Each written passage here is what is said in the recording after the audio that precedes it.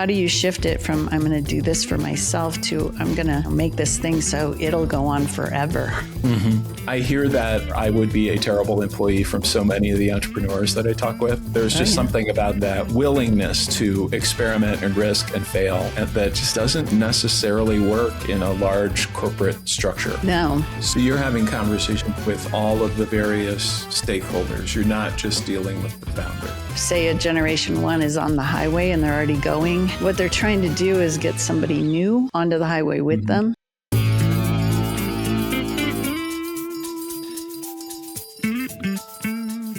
Hi, everyone, and welcome to another episode of the Pick Now podcast. I'm your host, Jeff Munn, and today we have Elizabeth Ledoux, founder and CEO of the Transition Strategists. Elizabeth, welcome. Thank you. Thank you. It's great to be here. I've been really looking forward to this conversation. And of course, I think it's a few months ago now. Time does fly.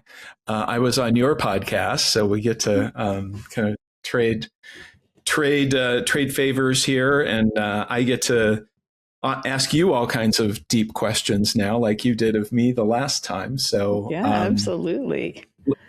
Like, let's take us back to like getting out of college and what, like, if I remember right, you started out as an engineer. Am I remembering that correctly? Yeah, that is absolutely true. So, I ended up through a windy road, going to Colorado School of Mines, which is it's an engineering school in Colorado, up near Golden. And, by default, I just kind of went through, what I didn't want to do and ended up with what I did want to do, which was petroleum engineering. And so I went through that gauntlet of learning how to do that. And then I went to work as a petroleum engineer for about, 3 or 4 or 5 years. I had my first child and it was in the 80s. So the 80s, if you're familiar with that, the oil and gas industry was just on its back. It was terrible. Jobs were extremely hard to find. And I was a woman drilling engineer. And I also graduated with very high grades. And so I ended up getting a job, which was incredible. But they were moving drilling offshore, and I didn't want to be a month on, month off mom. So I decided to switch my career entirely when I had my first son. Yeah, and that was kind of the beginning of getting into the world of private companies, helping owners figure out what they wanted to build and also how now they want to get out, right? How do they want to transition? Did you shift at the time from being an employee to basically go, did you kind of put out a shingle for yourself at that point? I did. Yeah. I did. And that's a big shift and certainly kind of counter to the way most of our society trained you to think that there's safety in fulfillment, in being an employee for a large company who, of course, is going to take care of you. I mean, there are all kinds, especially, you and I were kind of coming into the workforce in the 80s, early 90s, and that promise was beginning to deteriorate a little bit at that time. Yeah, absolutely. The, two things. One, that theory was kind of deteriorating at that time. But the other thing is I happen to have been brought up in a very entrepreneurial family. So nobody in my family, my immediate family, at the time had worked or was working for a large corporation. They were all independent. And so, there was just trust instead of trust in the company, there was trust in yourself. That's interesting. So did you recognize the influence that had on you at the time, or was it more in retrospect that was like, oh yeah, this makes sense? Probably a little bit of both, because I was I was brought up that, you can do anything that you want, anything is possible, which still is true in my thinking today with my clients and with our firm. Yeah. But I was brought up like that. And when you're in a corporation, that is not true.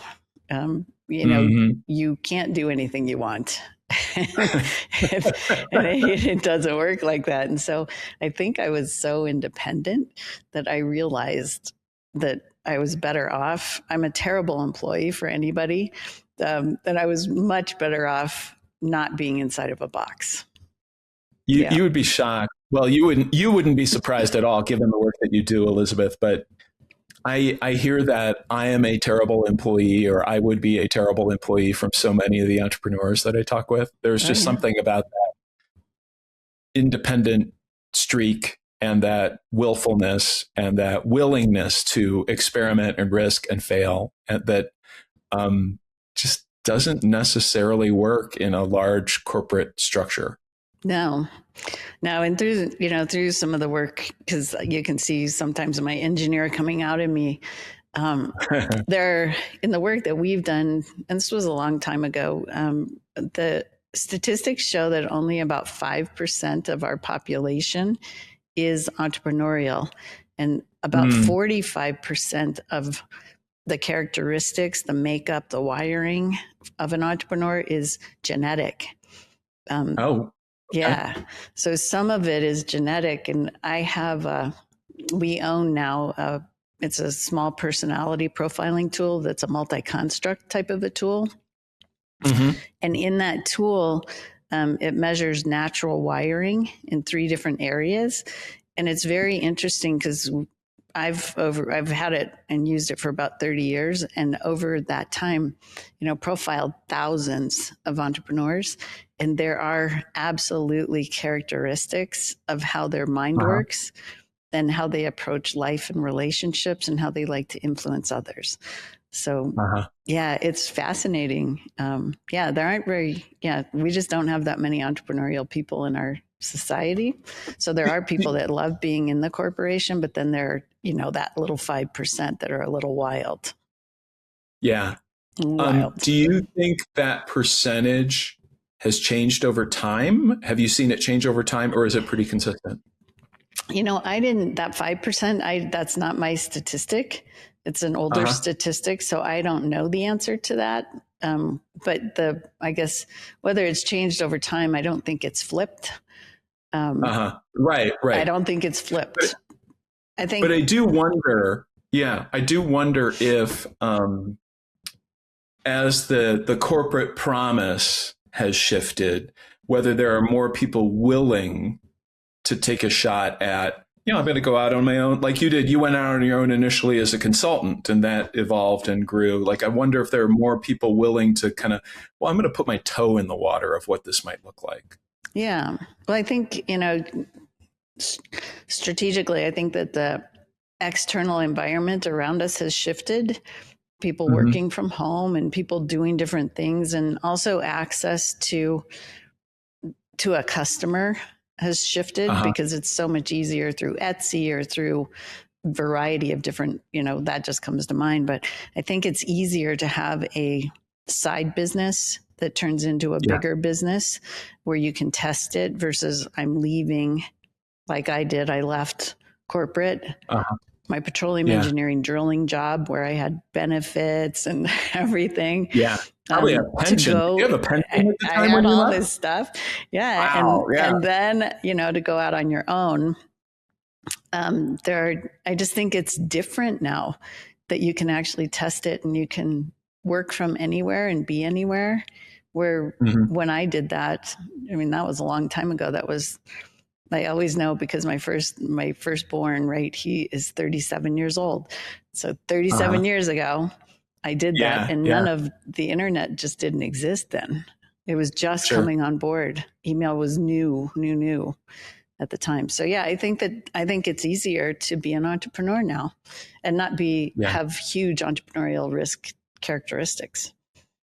Right.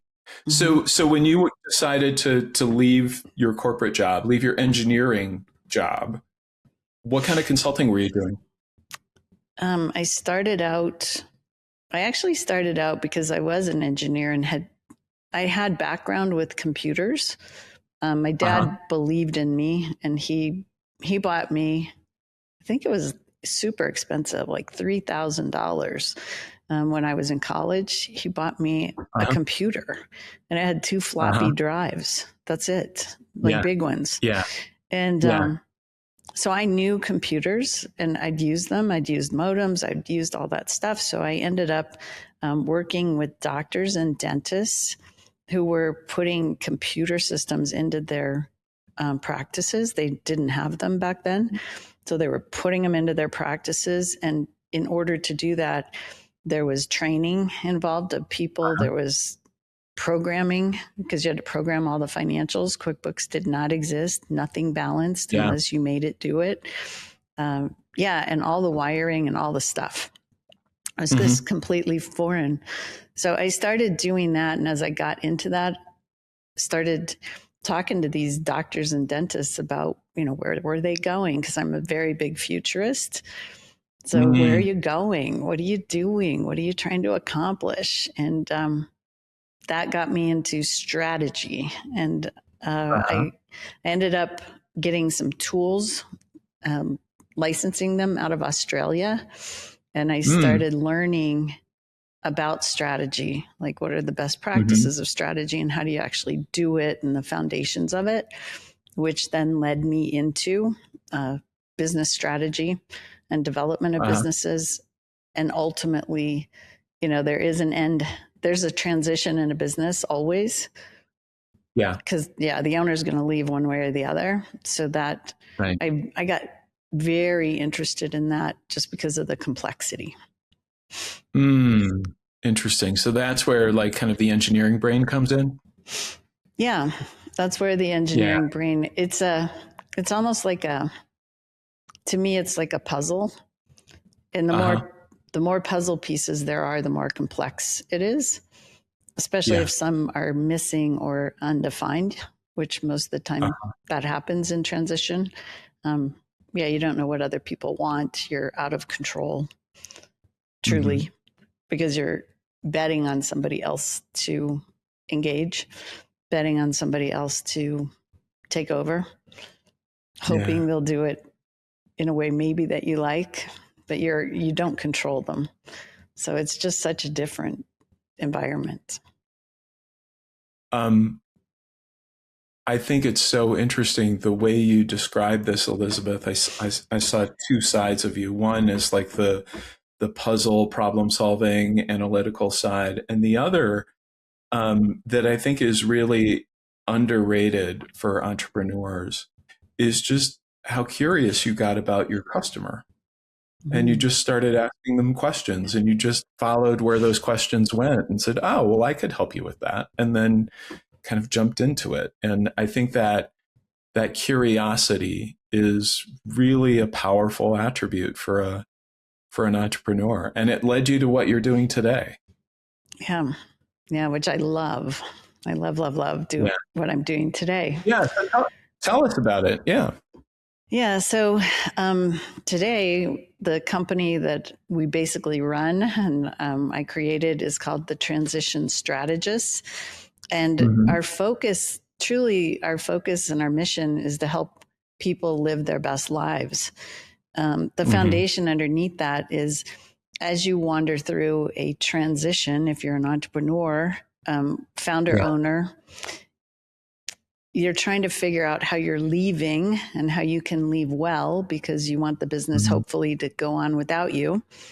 But you also, the business, you're so tied up in it that it really can be your identity. And, it's in your heart, typically, the people that we work with. It's not a thing that they're just going to go sell for money.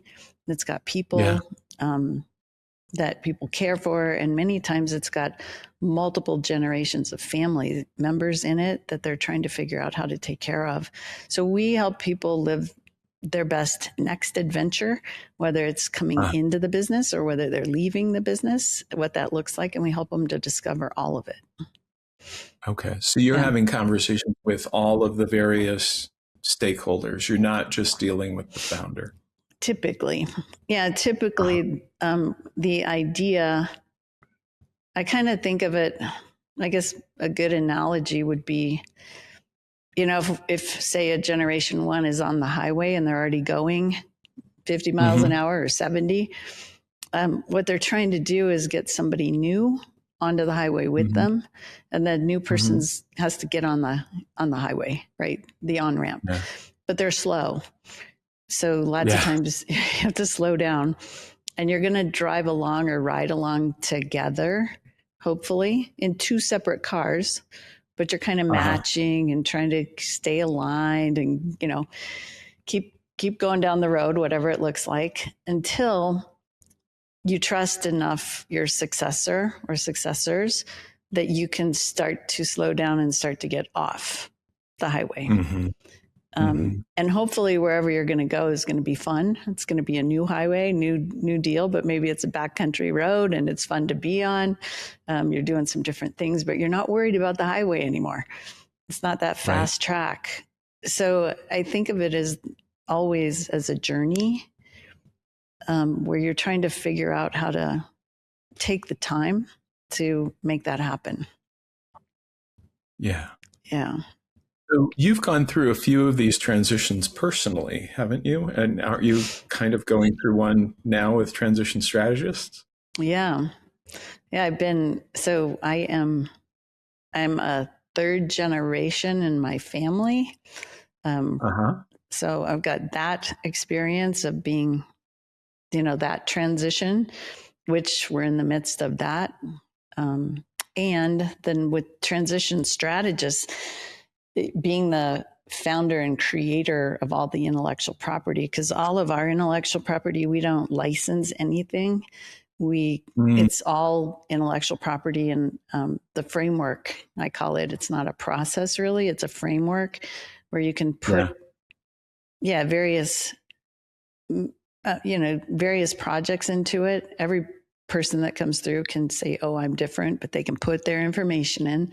It organizes it for them, and they have a guide to get through it. So in that, I am going through my transition right now because I didn't want that intellectual property to go in a drawer, because I knew if I left, that nobody would take it forward. So about 5 years ago, I did my own transition strategy before I had a successor.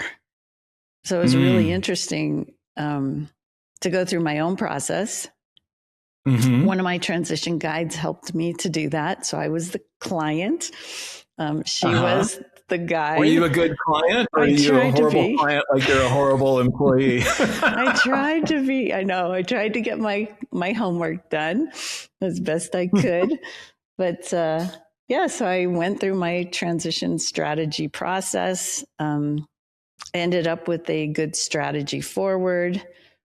Really had a great time learning. You live with your husband or wife, and being in my position, I thought I knew what he wanted, but going through this discovery process, he and I had some conversations we never would have had. And I learned some things about him and his desires, and he learned some things about mine. And also learned like where we were aligned and where we maybe weren't about our future. So it was a great process. Ended up with that. And then 2 years later, I found my successor.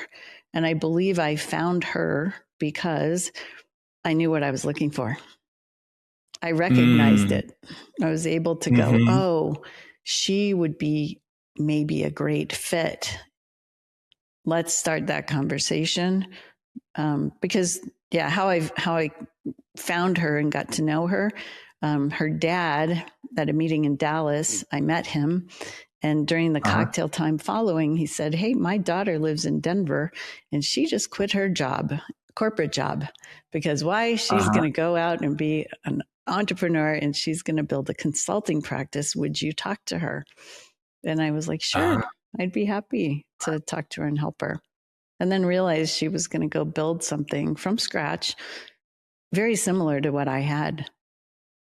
Oh, wow. It was So it almost lined up. yeah, it was so similar. I was sitting there looking at her going, wow, why would you go through all that work when you could just come in and be my successor and we could work on that? So that's Well, how and we she got was started. going through it from the perspective of being a next gen of a founder, right? So that Correct. was her perspective. And you've kind of got both perspectives from your family experience and then from your experience building transition strategists. Yeah. Um, wow, that's fantastic. So I want to back up just a little bit because you said you have a 37-year-old. Do you have other kids? Yeah, I have a younger one. He's actually, yeah, Okay. and he's actually, yeah, he's going to get deployed tomorrow. Oh, wow. I know. He's headed off. He Yeah. flies F-18 for our country. And so he's How in the are you Navy. doing with that? I think I'm doing okay. Like he's done this, Yeah. it's his third deployment. So this one's just a little different, but it's what he Yeah. loves to do. I think, again, Mhm. living your best life. Um, you know, I'm a believer in living it until you're not here versus not Yeah. living it and hoping and wishing you would have. Right. To Right. me, that's just a Well, lot of regret. so was there ever an idea that either of your kids were interested in doing what you do? No, Yeah. no. Because that's something that a lot of founders deal with is like the idea of like, well, I want my son, my daughter, my child to be my successor, Yeah. and having to deal with, either the kid's interested and the dad or the mom doesn't think the kid is ready, or the converse, the parent sees so much and so much potential in the child and the child is completely uninterested. Like, how often do you run into that? All the time. Yeah, I would Like, imagine. yeah, probably most times, especially if it's a family. If it's a, Uh-huh. if it's a, somebody that is non-related, Mm-hmm. then typically they've, I'll say, earned their way to being the successor. They've Right. gone to school, gotten the degrees, got hired by the company, had the skills, had the interest, had the compassion, and the focus to want to do that. Because there's a big component of being a successor is that you have the drive behind it. Mm-hmm. Um, so when you have a successor that comes in that's a family member, a lot of times they do want it, but then Uh-huh. sometimes they are wired differently. So I go back to that IMAP that we Mm-hmm. use, Right. because I use it Right. pretty much for every single person that comes into the program, not necessarily for me, but for them to go, Mm-hmm. oh, this is where we're wired differently. This is where we are different. And it gives you a guide to have a conversation about that. So, Yeah. so if you desire it, then if you want it, and your mind works the way that it needs to in order to be that entrepreneur, that you're going to take the risk and you're going to go out there and you're going to engage, Mm-hmm. yeah, then that's great. But if you're not, then sometimes you get forced into that, and the expectation is that's what you will be, and that Mm-hmm. usually makes it so that people are not living their best life. They're living Right. somebody else's dream. And Right. I'm instead doing this of, for dad from a sense of obligation, but I really don't have the passion and I'm kind of afraid to tell him. or I've told him and he or she doesn't listen. Doesn't let, yeah, yeah, yeah. Like it's just kind of like not an option. Like I've Mm-hmm. been brought up to take care of the family. I've been brought up to take care of the family business. I happen to be the oldest. And even though my sister or brother who are younger are better suited, Mm-hmm. because of equality and fairness and past history, I'm the firstborn or whatever, right? Right. Then I get first shot. And if I don't get first shot, then the parents may think that, they may think that that's not okay. because there are values that sit underneath all of it. So we have to give the first one the first shot, or it's got to be a boy and not a girl. And these are generationally right now, you've got people who grew up in those times when women didn't work. They didn't have careers. Right. Now that's different with the younger generations, but we still have some of the transitioners are still from that generation where their thinking is, that wouldn't go well. They bring those expectations or filters or whatever to the decision. Well, they're ingrained patterns in life, like ingrained mindsets. Yeah. So they, as sometimes as we walk through our program, that's why I think of it as a discovery more, as you discover what people want, and you discover maybe that, your oldest son doesn't want it, but your middle daughter does. And the family can have a conversation about that. Is it okay with everybody? Yeah. Because we could pick the best teammate, if you want to think of it, because business is about teams. So we could be equals at the table, not mother, father, siblings, but equals at the table. Which teammate would we put into the game that would be the best one to get us to the winning finish line in this generation? So it just shifts the way that you think about that. Instead of your old ways, you have a discovery of new ways. I would imagine that this puts you in some very delicate conversations, Elizabeth. So what's, like, as you think about some of the trickier conversations that you've had over the years, like, does anyone in particular come to mind, and how were you able to either navigate it successfully, or, everyone kind of left a little bit frustrated because they weren't willing to have the conversation? Yeah. At least in our work, there's a lot of transparency that happens.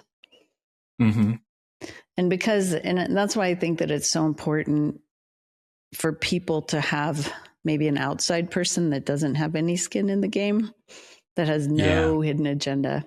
So I'll give you a recent one. It was really interesting. It's a son whose family gave him they figured out how to get him a pretty significant amount of money to launch his company. And he's the oldest.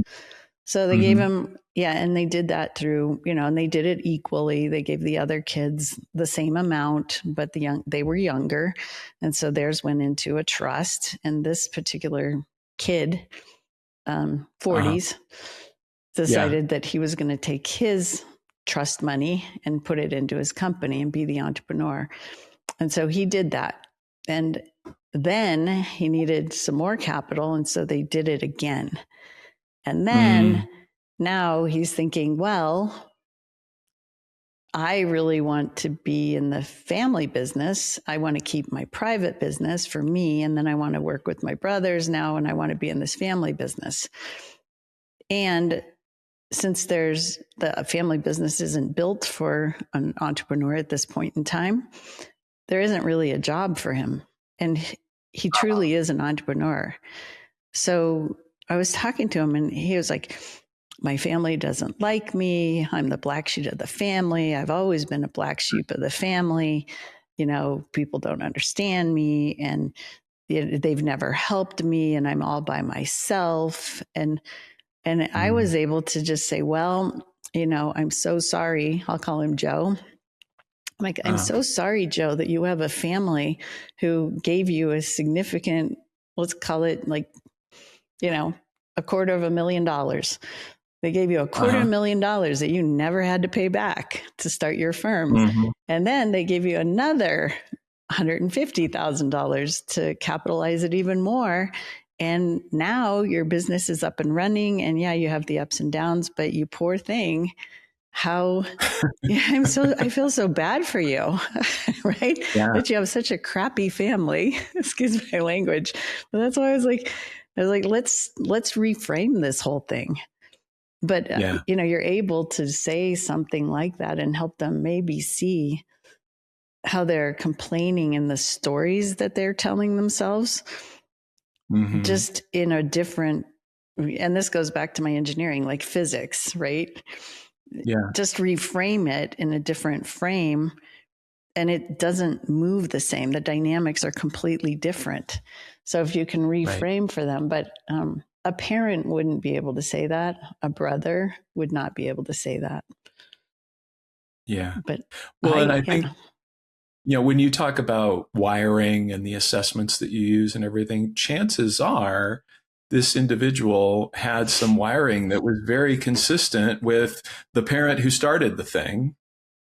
It's just that the personality and the mindset and the perspective to start a company is different than the personality and perspective and mindset required to run a thriving organization.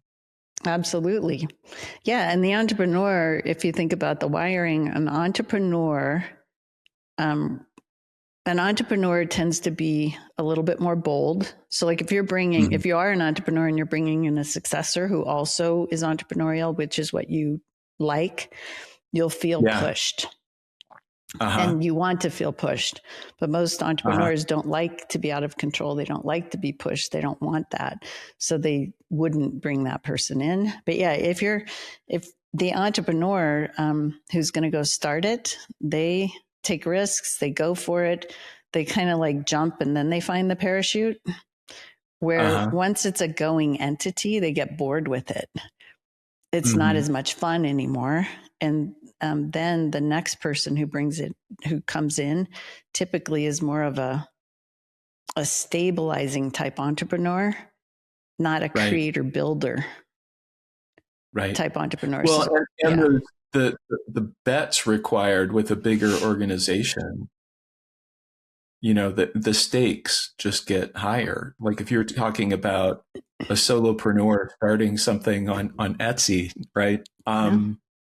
It's different than someone who's got 500 or 1,000 employees and families depending on them and a customer base and products and all of that. And it's a totally different game. Well, then, $500,000 or millions of dollars in bank loans. The complexity, as the complexity goes up, the flexibility for the entrepreneur goes down. And they feel more constrained and less alive, and everything feels heavier and all of that. Yeah. So then so take that, and you're an entrepreneur who built and grew it. You've held yourself in place. You're 55 or 60. You're going, how come I'm still doing this and hanging on to this? Because I've held myself in operations of it. And so maybe I should go explore, because I only have so many years left to do it. And now I have the money also to go do it. But how do I let go? How do I not keep my eye on it? How do I not have to stay? And so there's this, as a transitioner, there's that tension of how to do it. How much of that is identity, and how much of that is just like, I'm afraid if I'm not at the wheel, I'm going to lose everything? And those two are probably commingled a little bit, but yeah. I was going to say it depends on the person. Truly, but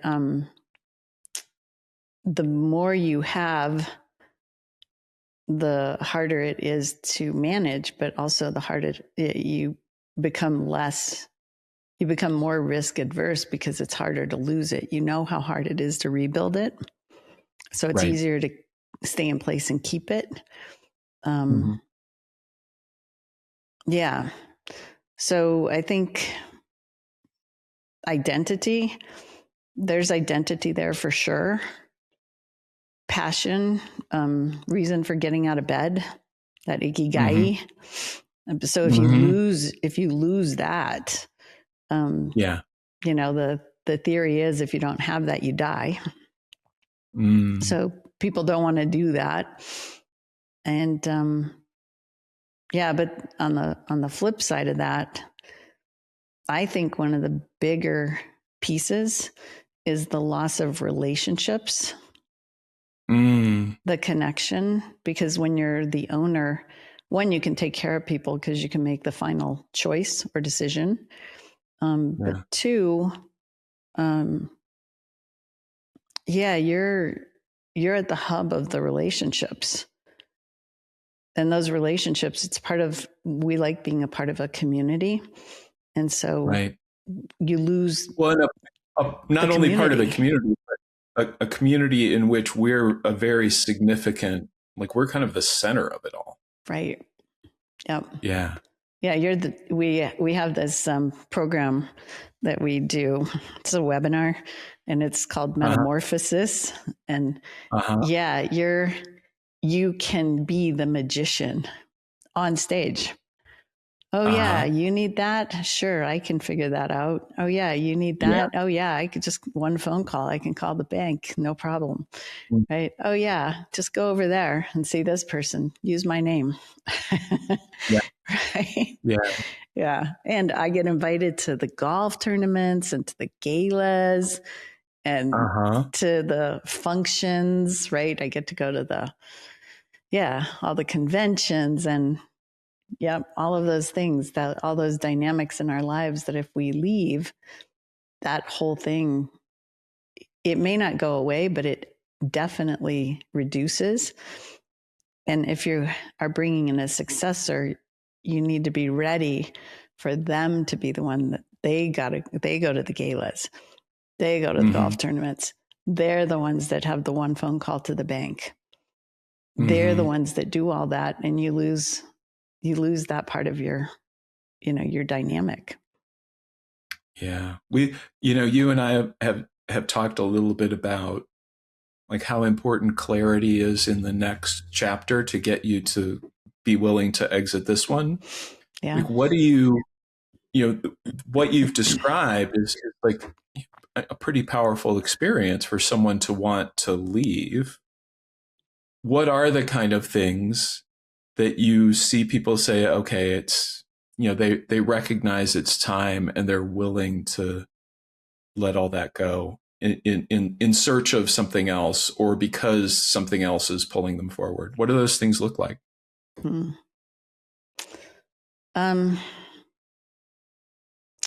I was talking to a great lawyer this morning, and I'll hopefully hit on a couple of topics here, but as we age, our minds work differently.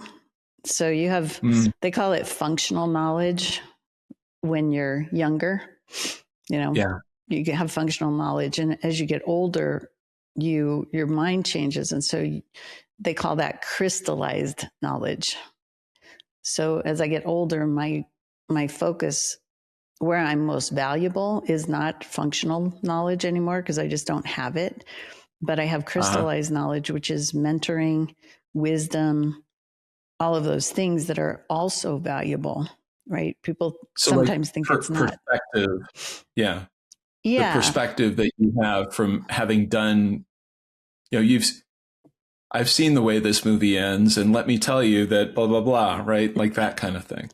Yeah. And not demanding this is how the movie ends, but more, I'd like to offer you this knowledge that I have so that you can consider it in your decision.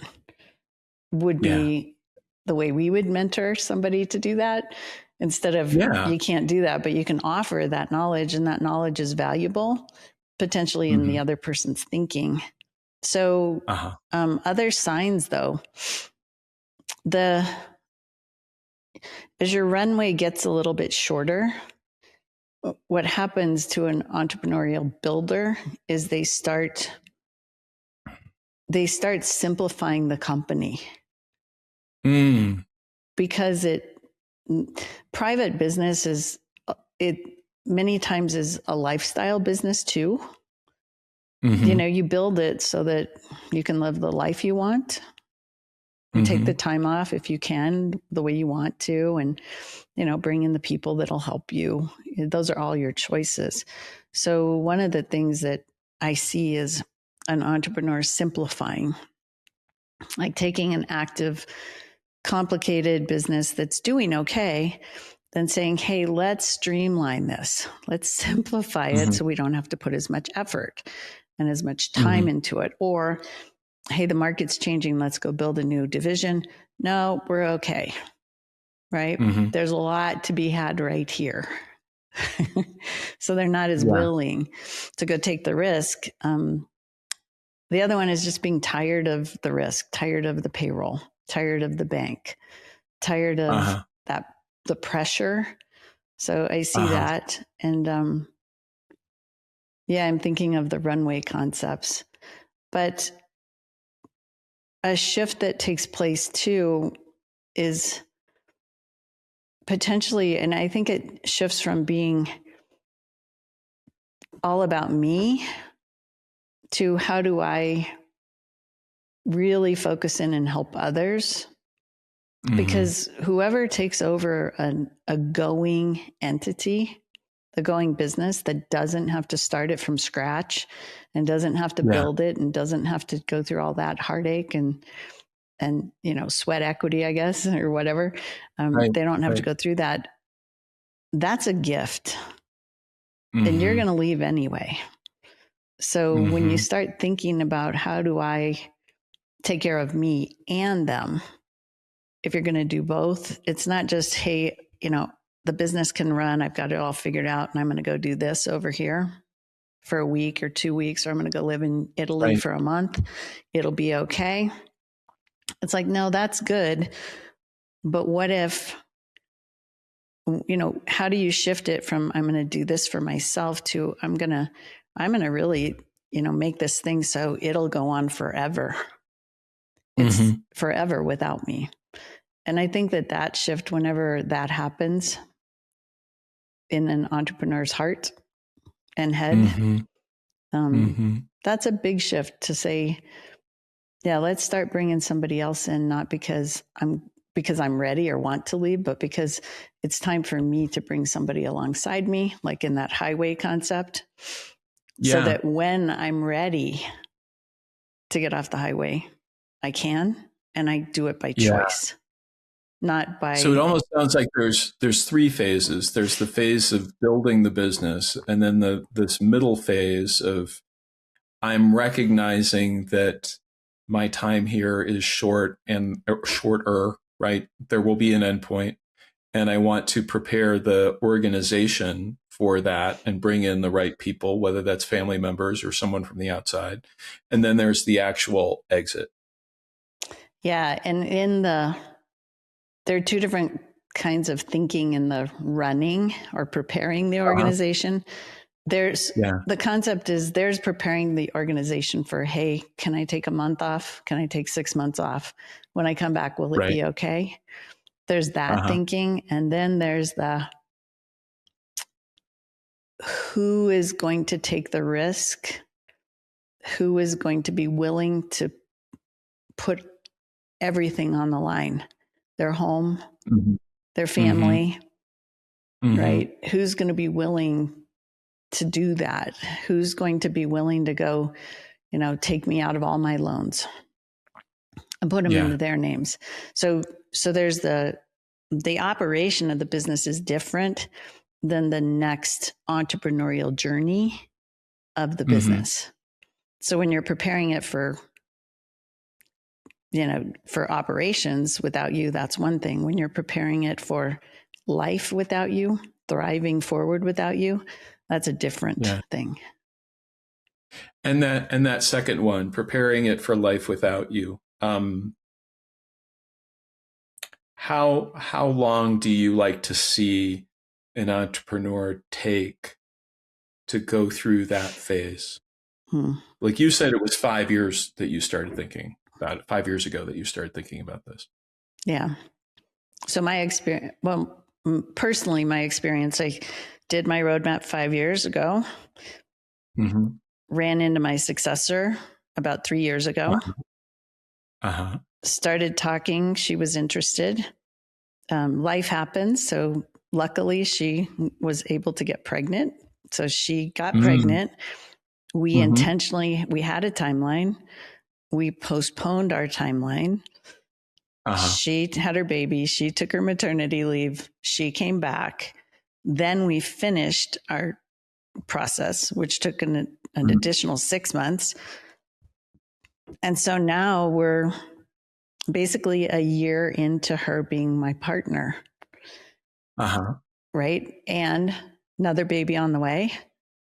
Intended, because she and I talked about it. Communication is good.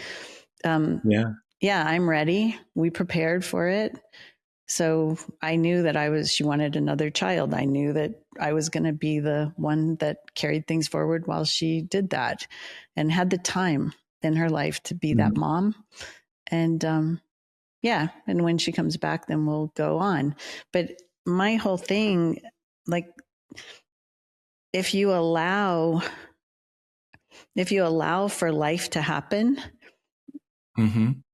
and for the transition of knowledge to take place, like, one of the things that now that I'm experiencing it, I've seen it in others, but, experiencing it for yourself is a little bit different. And how a transitioner, even with a very smart, very capable person who's awesome, how you underestimate the knowledge that they have. So if you think about it, and then going back, so to answer your question, my thought is the reason why the statistics are so poor that only a third of the businesses make it into a second generation is because the owners leave too fast. They leave when the successors are not prepared. Our record, we're over 90% success rate. So our businesses that go through this, and they'll take, fastest has been probably 2 years through it, to where they get their roadmap forward, they know where they're going, and they actually implement and transact. To, I had one that was 15 years. Wow. And that doesn't mean you don't transact and help others become owners so they can start to build wealth and do that earlier. But the final transaction, 15 years. So,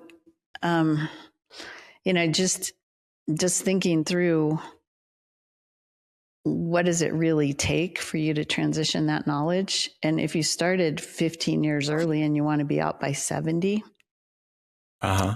yeah. So you're starting at 55. Wow. And you have a fun journey with people who are engaged and want to learn, and, you're navigating life. And are on the same page and understand each other's intentions and perspectives and all of that.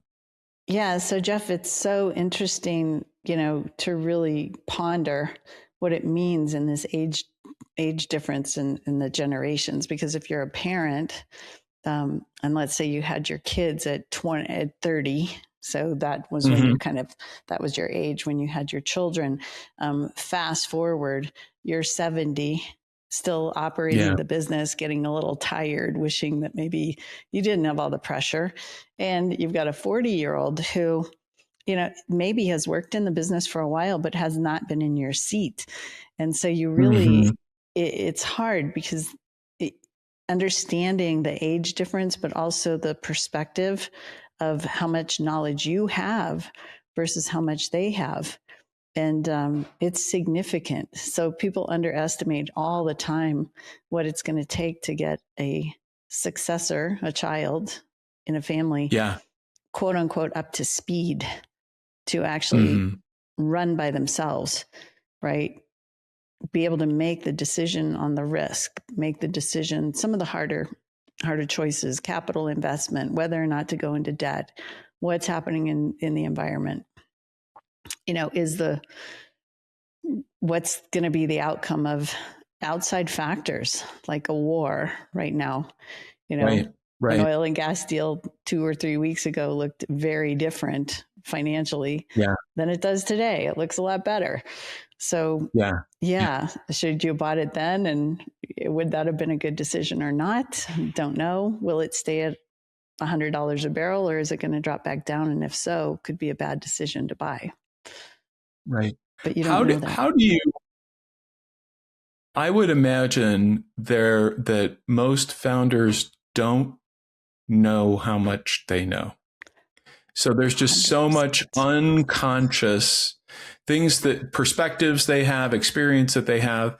How do you begin to like pull that out of your brain? Is that just an ongoing mentoring process? Do you see people try to like put it on paper or put it in a file or upload it into ChatGPT or Claude? I mean, how do they do that?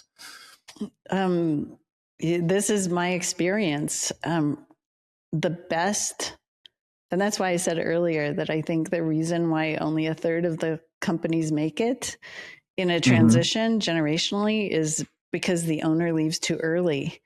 They overestimate what the successor knows, and they underestimate how important their knowledge is. And a lot of it is even literally, Jeff, it's intuition. You can't really put that into Chat GPT.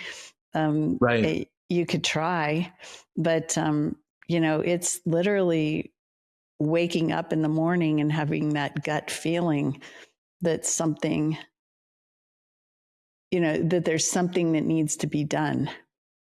And that just, to me, it just takes time. So I like the long runway. I like the 15 year, 10 year, 5 years, I think is short. And if you think about it too, ideally, this is my engineer in me. And I did tell my successor this, Andrea. I said, here's how it's going to go. We're going to go through this for about 5 years, right? And when we get to about year 4, you're going to wonder why you're paying me and at all, right? Because that last year, the only thing that I'm going to be around for, I'm not going to be doing anything, hopefully. I'm just going to be there watching, helping, kind of being at that board level, if you will, that higher level, not active in the day-to-day, but if she can get upset with me for paying me for nothing, that's the perfect time for us to say, we did it. Wow. Right? We did it. That's pretty cool. But until we get there, she still needs me and the business still needs me and it's not ready. So I think that is, you kind of look for that tension point. I think people try to go through transition, succession, and they don't want tension. They don't want They want it to be smooth and easy. And if it's not smooth and easy, gosh, I better go, right? We're going to have an argument. Things are tense versus, let's embrace that a little. Let's see what's going on there. And is the tension hopefully not around me wanting to control or her wanting to control, but we're coming together, trying to figure it out. Right. And then at the end, she's like, Elizabeth, I just can't pay you to do nothing anymore. Yeah. Well, like at some point, I would imagine, something will come up and Andrea will reach out and say, hey, Elizabeth, can I bounce something off of you? And the perspective that you offer is something that Andrea already like gets. That would be the sign that's like, okay, my transition is successful. I have downloaded everything I can, all of my wisdom into you, or at least, most of it. We're good. Yep. Yeah. And there's new skills on each side. The transitioner is learning to be the mentor, ask questions, nudge, be the guide instead of be the decision maker. Right. Design the vision, design everything. Like literally, if everything's being done, Andrea's coming to me saying, hey, I'm going to go build a new division. Not, I'm going to keep this thing status quo, but I'm going to go build a new division. I'm going to go do this. I've figured out all the money. I've got the banks all lined up. I've done all the research. I know what we're going to do. It's going to fit like this, and this is how it's going to work. And you go, because I wouldn't have the energy to do that, but she's young and she Right. does. So Right. that was what I was saying. Like as a transitioner, you start to make it a more easy road where a successor will come in and hopefully just push the heck out of you to go do it differently and better. Yeah. So there is tension. Just I've in seen that alone. in some of my clients where they are second generation, and the whole that push between the second generation and the first, the second generation had the energy and the vision. Like, I think we can take this further. I think we can do this other thing. I think we can. And the first generation just, hold on, hold back. Yeah. I've seen that. Yeah. So the reason why our transition strategist company exists is because there are patterns in this. Transition is not easy. It's a whole world of endings, of neutral zones, right? Neutral zones, and of new beginnings. And it's just a constant cycle of that for not just one individual, like going through, the grief of a loss, one individual doing that at one time while everybody else is stable. That's reasonable. Yeah. But when you have a whole family going through many endings, neutral zones, beginnings, and they're all doing it at the same time. Well, and they all involve identity shifts, right? All of it. Yeah. Identity, skills, new knowledge, testing whether they like it, they don't like it. Are they good enough, right? Do they have the ability? Do they have the interest? All of that. It's all in there. So how often, you identified a successor, Andrea. That's a possible. So you've got the, path one would be the identifying a successor in the family. Path two would be an outside successor, maybe a long-term employee. I've got a client right now who, the founder hired him literally 20 years ago. He's been in the company 20 years. He just officially made the transition to CEO. I'm helping him through that. Nice. He's now 47. So he's got some of that crystallized knowledge. Absolutely. But he's also, they're navigating how do we get through this, and how do we get the founder the exit that he wants, and all of that. But then how often does it just like, I think we're just going to sell this thing? How often does that happen? Yeah. Or are those people likely not even to come to you and just go to like, I'm going to go to a business broker or private equity or something else? Well, like I said a little bit earlier, if you're in it, if you're the guy or person that's flipping the business, I buy it, I keep it, I sell it. I buy a different one, I keep it, I sell it, or I build them and I sell them. And you're after the dollars. Yeah. And that's the game.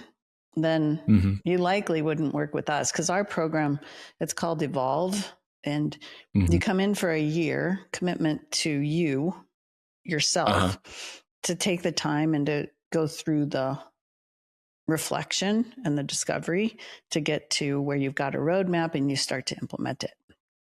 So that's the whole idea behind making it a journey. And my book is called It's a Journey. So that's the concept. It's a journey. Though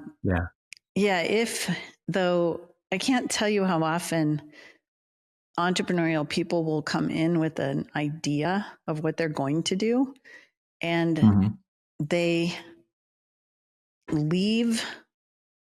end up with a roadmap that is almost 180 degrees from that.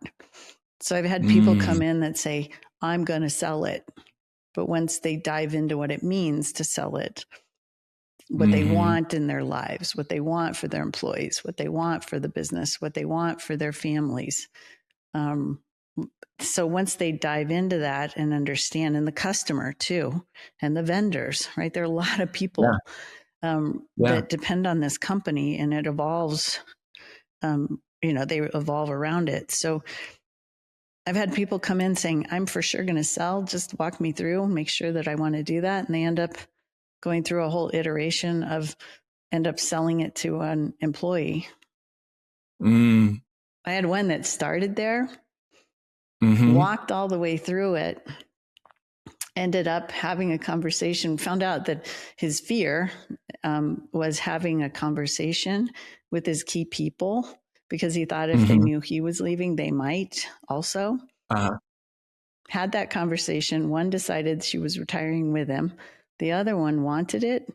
And he went all the way down the road. This is how important the business was to him. And the clients went all the way down the road of going to the bank and signing on a $6 million loan. Wow. Co-signing with her so that he could make sure that she could have it. She paid him off. He stayed on the board and helped her out. He was active, right? She ended up paying him off, got that whole thing done. And then now we did a second transition strategy for her. And she now has merged in with another company, and she's taken some chips off the table.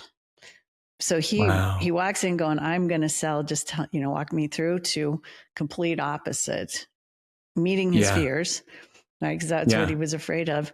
And we've had people come in that say, I want my children to have this, and they all work in the company right now.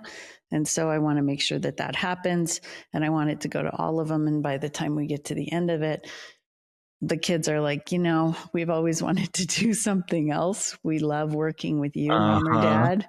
But if you're not going to be here, we'd really like for us to, maybe get it in the state, or maybe we can own a little bit of it before you sell, right? There's some tax strategies that can be dealt with. If you're going to end up with a taxable estate, you might be able to sell them a part of a limited interest, no non-controlling interest in the company, then sell, and it goes into their estate instead of yours as a transitioner. So there's some tax planning. There are all kinds of things. And we as a firm, we don't do any of the tax or anything like that. We have no other way of making money except strategy work. And that was intentional, because I didn't want to be like, oh, if you sell it, then I'm going to make a commission. You don't want to have skin in one solution versus another, right? No. Yeah. Investing, I don't want that. Tax, not for me, right? Legal, we don't do any of that. And I would imagine you've got a pretty good network of people who know what they're doing in all of those areas. We do, and we get the fun of learning all the time, because the clients sometimes have great advisors that we get to partner with. And then we get to see another mind, because multiple minds together usually come up with better solutions. So it's super fun. Absolutely. Yeah. Well, Elizabeth, I have loved this conversation. Thank you for being willing to go so deep and around, look around the corners. Obviously we'll put your contact information and your bio in the show notes, and people can look at that. What's a question that someone should be asking themselves that, if the answer is yes, maybe they should be reaching out to you or someone like you? Like, when do they know, oh, I think it's time to start thinking about this kind of stuff? I think when you're reflecting on your life, and you're starting to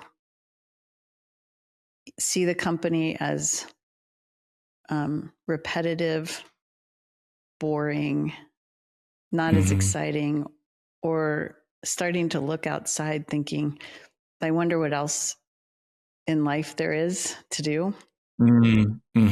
That's one of them.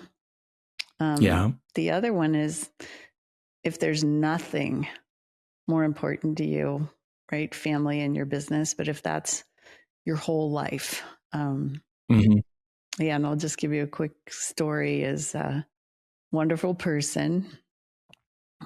He His life is around the company. He gets up, he's there at 5. He's the last one to Wow. leave still. And his wife, more than anything, would love for him to come home and be with her.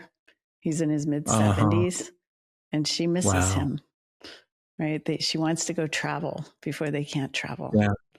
So when your life is so embedded in your company, I think it's a good time to, and I'm thinking of reflection, right? That's one of them when you start looking out, but the other one is if you're not looking out. Yeah. Yeah. Wonderful. Yeah. Thanks so much for all of these insights, Elizabeth. And thank you for listening or watching this podcast. I'm Jeff Munn with the Pick Now podcast, and we will see you next time. Take care.